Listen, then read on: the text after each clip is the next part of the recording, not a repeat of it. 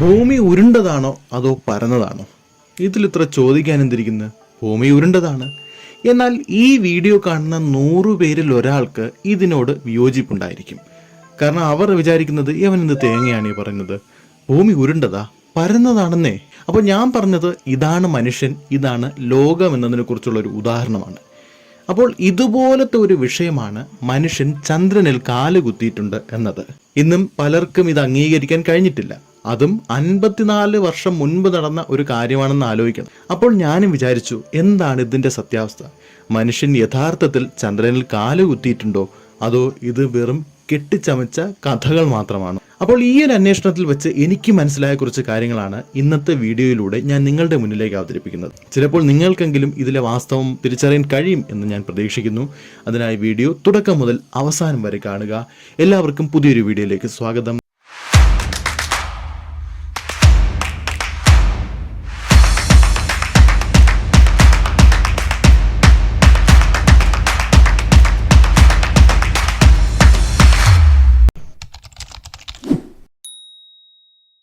ഏതാണ്ട് അന്നത്തെ 28,000 കോടി രൂപയോളമാണ് അമേരിക്കയ്ക്ക് അപ്പോളോ മിഷനുകൾക്ക് വേണ്ടി ചിലവായത്. അപ്പോൾ എന്തിനു വേണ്ടിയാണ് യാതൊരു റിട്ടേൺസും ഇല്ലാത്ത ഇത്തരമൊരു കാര്യത്തിന് വേണ്ടി അമേരിക്ക ഇങ്ങനെ ഒരു ഹ്യൂജ് എമൗണ്ട് ഇൻവെസ്റ്റ് ചെയ്തത്? സംഗതി 2ാം ലോക മഹായുദ്ധവുമായി ബന്ധപ്പെടുത്തിയിട്ടുള്ളൊരു കാര്യമാണ്. അതായത് അക്രമാസക്തമായിട്ടുള്ള ആ യുദ്ധം കഴിഞ്ഞ് അമേരിക്കയും സോവിയറ്റ് യൂണിയൻ, അതായത് ഇന്നത്തെ റഷ്യയുമായിട്ട് കോൾഡ് വാർ നിലനിന്നിരുന്നു. അപ്പോൾ എന്താണ് ഈ കോൾഡ് വാർ എന്ന് ചോദിച്ചാൽ, ഈ ശത്രുതയിലുള്ള 2 രാജ്യങ്ങൾ തമ്മിൽ അവരുടേതായിട്ടുള്ള സാങ്കേതികപരമായിട്ടുള്ള കാര്യങ്ങളിൽ മികച്ചതാവാൻ വേണ്ടിയിട്ട് പരസ്പരം മത്സരിക്കുന്നു.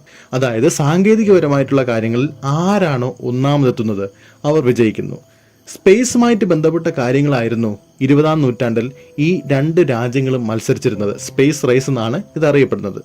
ഇതിന്റെ ഭാഗമായി 1957 ഒക്ടോബർ 4 സ്പുടനിക് 1 എന്ന് പറയുന്ന ആദ്യത്തെ മനുഷ്യനിർമ്മിത ഉപഗ്രഹം ബഹിരാകാശത്തേക്ക് അയച്ച് USSR ചരിത്രം കുറിച്ചു. അപ്പോൾ ഇത് കണ്ട America 1958 national advisory committee for aeronautics, അതായത് ഇന്നത്തെ നാസ സ്ഥാപിക്കുന്നു.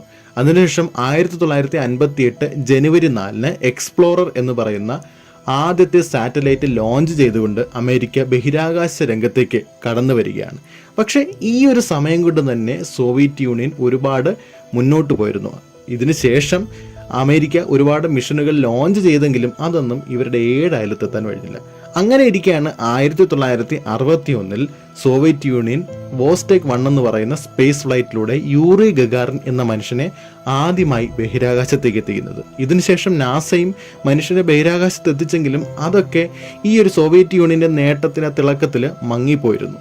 അപ്പോൾ അങ്ങനെ ഇരിക്കെയാണ് അന്നത്തെ അമേരിക്കൻ പ്രസിഡന്റ് ആയിരുന്ന ജോൺ എഫ് കെന്നഡി എന്തെങ്കിലും വ്യത്യസ്തമായൊരു കാര്യം ചെയ്തു കഴിഞ്ഞാൽ മാത്രമേ നമുക്ക് ഈ ഒരു യുദ്ധത്തിൽ വിജയിക്കാൻ സാധിക്കുകയുള്ളൂ.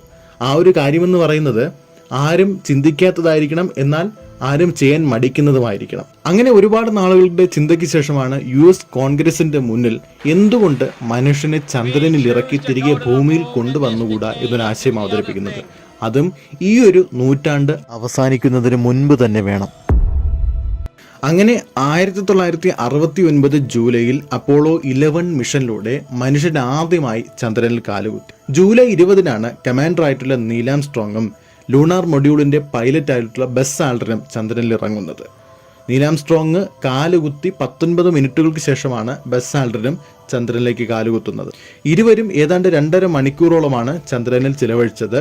ഇതേസമയം ഇവരോടൊപ്പം ഉണ്ടായിരുന്ന മൈക്കിൾ കോളിൻസ് കൊളംബിയ മൊഡ്യൂളിൽ ചന്ദ്രന്റെ ഭ്രമണപഥത്തിൽ തന്നെ സ്ഥിതി ചെയ്യുകയായിരുന്നു അന്നേരം. ഈ ഒരു മൊഡ്യൂൾ ഉപയോഗിച്ചാണ് ചന്ദ്രനിലെ ഫോട്ടോഗ്രാഫി ദൃശ്യങ്ങൾ ലൈവായി ഭൂമിയിലേക്ക് എത്തിച്ചത്. ഏതാണ്ട് 21.5 കിലോഗ്രാം പദാർത്ഥങ്ങളാണ് ആംസ്ട്രോങ് ചന്ദ്രനിൽ നിന്നും ശേഖരിച്ച് ഭൂമിയിലേക്ക് തിരികെ എത്തിച്ചത്. അപ്പോൾ ഇതൊക്കെ തന്നെ ലൈവായിട്ട് നാസ ഭൂമിയിലെ TV-കളിലേക്ക് എത്തിക്കുന്നുണ്ടായിരുന്നു. 650 മില്യണോളം ആളുകളാണ് ഇത് TV-യിൽ അന്നേരം കണ്ടത്. അപ്പോൾ ഇതെല്ലാം കഴിഞ്ഞ ശേഷം ലൂണാർ മൊഡ്യൂളിലേക്ക് തിരിച്ചെത്തിയ 2 പേരും ഭൂമിയിലേക്കുള്ള യാത്ര തുടർന്നു. അപ്പോൾ ആ ഒരു നിമിഷമെന്ന് പറയുന്നത് സോവിയറ്റ് യൂണിയന് എതിരെയുള്ള ഒരു വിജയം മാത്രമല്ല, ലോകത്തിൽ തന്നെ ഒരു ഒന്നാമത്തെ ശക്തിയായിട്ട് അമേരിക്ക മാറുകയായിരുന്നു. അപ്പോൾ ഇനി പറയാൻ പോകുന്നത് പലരുടെയും മനസ്സിലുള്ള ഒരു സംശയത്തെക്കുറിച്ചാണ്. അതായത് ചന്ദ്രനിൽ മനുഷ്യൻ കാല് കുത്തിയിട്ടുള്ള ഒരു കാര്യത്തെ അവിശ്വസനീയമാക്കുന്ന ചില കാര്യങ്ങൾ. അപ്പോൾ അത് എന്തൊക്കെയാണെന്ന് നമുക്ക് നോക്കാം. ഒന്നാമതായി പറയുന്നത് ചന്ദ്രനിലെ നിഴലുകളെ കുറിച്ചാണ്. നിങ്ങൾ ഈ ഒരു ചിത്രം ഒന്ന് ശ്രദ്ധിച്ചു നോക്കൂ. ഇതിൽ നീൽ ആംസ്ട്രോങ്ങിന്റെ നിഴലും മറ്റു ചില വസ്തുക്കളുടെയൊക്കെ നിഴലുകൾ കാണാം. എന്താണ് ഇതിനിത്ര പ്രത്യേകത എന്നല്ലേ? ഇവയൊന്നും തന്നെ സമാന്തരമായല്ല കാണപ്പെടുന്നത്. ഇങ്ങനെ പറയാൻ കാരണം ചന്ദ്രനിലെ ഒരേ ഒരു പ്രകാശ സ്രോതസ് എന്ന് പറയുന്നത് സൂര്യനാണ്. അപ്പോൾ സൂര്യനിൽ പതിക്കുന്ന നിഴലുകളെല്ലാം ഒരേപോലെ നേർരേഖയിലായിരിക്കണം. അപ്പോൾ സൂര്യനിൽ പതിച്ചുണ്ടാകുന്ന നിഴലെല്ലാം ഒരേ ദിശയിലായിരിക്കണം. പക്ഷെ ഈ ഒരു ചിത്രത്തിൽ കാണുന്ന നിഴലുകളൊക്കെ തന്നെ ഒന്നിലധികം ലൈറ്റുകൾ ഉപയോഗിച്ച് ചിത്രീകരിച്ചതിന്റെ ഒരു ഫലമായി രൂപപ്പെട്ടതായി തോന്നുന്നു. അതായത് ഒരു സ്റ്റുഡിയോയിൽ വെച്ച് ആർട്ടിഫിഷ്യലായിട്ട് ചിത്രീകരിച്ചതുപോലെ. എന്നാൽ അങ്ങനെയല്ല കാര്യം. ഫോട്ടോഗ്രാഫിയിൽ സംഭവിക്കുന്ന ഒരു പ്രത്യേകതരം പ്രതിഭാസമാണിത്. ഇപ്പോൾ ഭൂമിയിൽ വെച്ച് സൂര്യപ്രകാശത്തിന്റെ മാത്രം സാന്നിധ്യത്തിൽ ഇത്തരം ഒരു ചിത്രം എടുക്കുകയാണെങ്കിലും ഇങ്ങനെയേ സംഭവിക്കുകയുള്ളൂ. ഉദാഹരണത്തിന് ഈ ഒരു ചിത്രം നോക്കൂ. സൂര്യപ്രകാശം മാത്രമാണ് ഇവിടുത്തെ സ്രോതസ്. പക്ഷെ ചന്ദ്രനിലെ അതേ എഫക്റ്റ് ഇവിടെയും ക്രിയേറ്റ് ചെയ്യുന്നുണ്ട്. ഇനി ഇതുകൊണ്ട് തീർന്നില്ല എങ്കിൽ 2 പോയിന്റുകൾ കൂടി ഞാൻ പറയാം. ഒന്നാമത്തേത്, ഒരു വസ്തുവിന്റെ അടുത്താണ് പ്രകാശ സ്രോതസ്സെങ്കിൽ അവിടെ രൂപപ്പെടുന്ന നിഴലുകൾ വ്യതിചലിക്കുന്നു. രണ്ടാമതെന്ന് പറയുന്നത്, ഒന്നിലധികം പ്രകാശ സ്രോതസ്സുകൾ ഉപയോഗിച്ചിട്ടുണ്ട് എങ്കിൽ അവിടെ ഒന്നിലധികം നിഴലുകൾ രൂപപ്പെടാനുള്ള സാധ്യതയുണ്ട്. അപ്പോളോ ചിത്രങ്ങളിൽ ഒന്നും തന്നെ ഇതൊന്നും നമ്മൾ കാണുന്നില്ല. ഇനി രണ്ടാമതായി ചന്ദ്രനിൽ വെച്ചെടുത്ത ഈ ഒരു ചിത്രത്തിന്റെ പശ്ചാത്തലം ഒന്ന് നോക്കൂ. ഒരു നക്ഷത്രം പോലും നമുക്ക് കാണാൻ കഴിയില്ല. പക്ഷേ നമ്മുടെ ഭൂമിയെ അപേക്ഷിച്ച് ചന്ദ്രന് അറ്റ്മോസ്ഫിയർ ഇല്ല, അല്ലെങ്കിൽ അന്തരീക്ഷമില്ല എന്ന് നിങ്ങൾക്കറിയാവുന്ന ഒരു കാര്യമാണ്. അതുകൊണ്ട് തന്നെ വളരെ വ്യക്തമായിട്ട് അവിടെ നമുക്ക് നക്ഷത്രം കാണാൻ സാധിച്ചിരിക്കുന്നു. അപ്പോൾ ഇത് ഫേക്കായിട്ട് സൃഷ്ടിച്ചിട്ടുള്ളതല്ലേ എന്നൊരു സംശയം നമുക്ക് വരും. പക്ഷേ കാര്യങ്ങൾ അങ്ങനെയല്ല. ചന്ദ്രനിലെ ഡേ ടൈമിലാണ് ഇവർ അത് ചിത്രീകരിച്ചിരിക്കുന്നത്. ബാക്ക്ഗ്രൗണ്ട് ഇരുട്ടാണെങ്കിലും അവിടെ സൂര്യപ്രകാശത്തിന്റെ തീക്ഷ്ണത വളരെയധികം വലുതാണ്. അപ്പോൾ ഈ ഒരു സമയത്ത് ക്യാമറ ഉപയോഗിച്ച് ചിത്രീകരിക്കുമ്പോൾ അതിന്റെ ഷട്ടർ സ്പീഡ് വളരെയധികം കൂടുതലും അപ്പർച്ചർ കുറവുമായിരിക്കണം. അപ്പോൾ അതുകൊണ്ടാണ് നക്ഷത്രങ്ങളെ കണ്ണുകൊണ്ട് ആ സമയത്ത് കാണാൻ കഴിഞ്ഞെങ്കിലും ക്യാമറയിൽ കാണാൻ പറ്റാത്തത്. ഇങ്ങനെയുള്ള സാഹചര്യങ്ങൾ ഭൂമിയിൽ വെച്ച് ചിത്രങ്ങൾ എടുക്കുന്ന സമയത്തും ഉണ്ടാകാറുണ്ട്. കാറ്റിൽ പറക്കുന്ന അമേരിക്കൻ പതാക.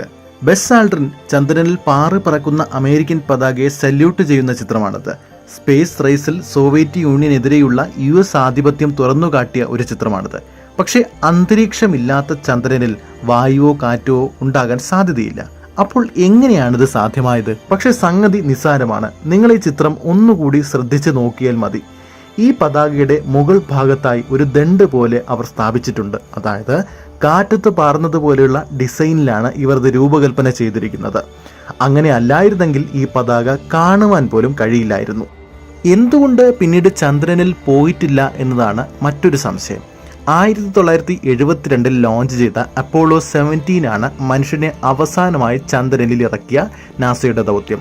പിന്നീട് നാസ ചന്ദ്രനിലേക്കുള്ള മിഷനുകൾ നിർത്തിവെച്ചെങ്കിലും അതൊക്കെ താൽക്കാലികമായി മാത്രമാണ്. അമേരിക്കയുടെ അന്നത്തെ ലക്ഷ്യമായിരുന്ന മനുഷ്യനെ ചന്ദ്രനിൽ ഇറക്കുക എന്നതിലൂടെ സോവിയറ്റ് യൂണിയനുമായിട്ടുള്ള കോൾഡ് വാറിൽ അവർ ജയിക്കുകയും അതിനോടൊപ്പം തന്നെ ചന്ദ്രനിൽ നിന്ന് ആവശ്യമുള്ള വസ്തുക്കൾ അവർക്ക് ശേഖരിക്കുവാനും സാധിച്ചു. കൂടാതെ ഇതിനു വേണ്ടി വന്ന ചിലവ് വളരെയധികം വലുതുമാണ്. പക്ഷേ അതിനുശേഷം ഒരുപാട് വിപ്ലവകരമായ കണ്ടുപിടുത്തങ്ങളും വിക്ഷേപണങ്ങളും നാസ നടത്തിയിട്ടുണ്ട്. അന്താരാഷ്ട്ര ബഹിരാകാശ നിലയം ഉൾപ്പെടെ, അതുപോലെ തന്നെ വോയേജർ പോലെയുള്ള അതിശയിപ്പിക്കുന്ന കണ്ടുപിടുത്തങ്ങൾ. പക്ഷേ നീണ്ട ഇടവേളയ്ക്ക് ശേഷം മനുഷ്യനെ ചന്ദ്രനിൽ ഇറക്കാനുള്ള മിഷനുകളുമായി വന്നിരിക്കുകയാണ് നാസ. 2025 ആർട്ടമിസ് 3 മിഷനായിരിക്കും അത് സാധ്യമാക്കുക.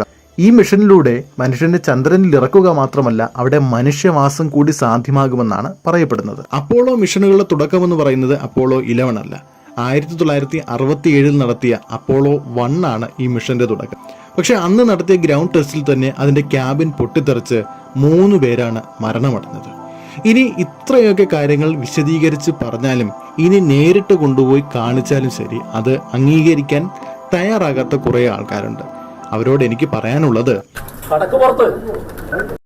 അപ്പോൾ ഇന്നത്തെ വീഡിയോ ഇവിടെ അവസാനിച്ചിരിക്കുകയാണ്. വീഡിയോ ഇഷ്ടമായെങ്കിൽ ചാനൽ സബ്സ്ക്രൈബ് ചെയ്യുക. ഇതുപോലുള്ള അറിവുകൾ ഇഷ്ടപ്പെടുന്ന സുഹൃത്തുക്കളിലേക്ക് ഇത് ഷെയർ ചെയ്തെത്തിക്കുക. എല്ലാവർക്കും മറ്റൊരു വീഡിയോ വഴി കാണുന്നവരേക്കും ഗുഡ് ബൈ.